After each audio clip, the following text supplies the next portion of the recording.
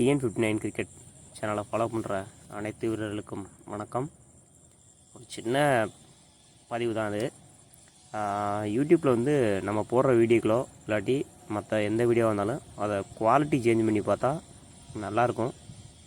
அந்த quality change பண்ணி பார்க்குறத எப்படின்னு நான் அந்த வீடியோவில் சொல்கிறேன்.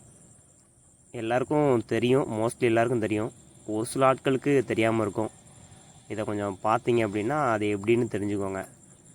நம்ம போடுற வீடியோ இல்லாட்டி மற்ற எந்த வீடியோவாக இருந்தாலும் கேமராவில் என்ன எடுக்கிறோமோ அது ஓரளவுக்கு நம்ம குவாலிட்டி மாற்றி பார்க்குறப்ப வரும். அதை எப்படி நான் உங்களுக்கு சொல்கிறேன். ஃபஸ்ட்டு யூடியூப் சேனலை ஓப்பன் பண்ணிக்கோங்க. உள்ளே போகிறோம்.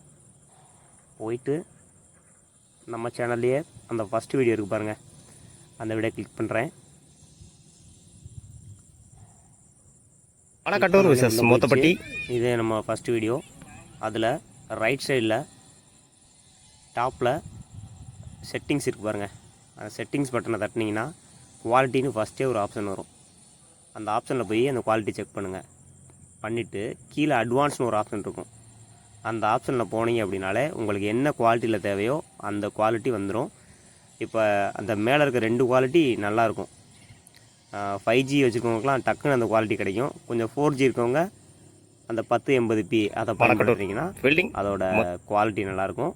அதே மாதிரி நீங்கள் மாற்றி பார்த்துக்கிடலாம்.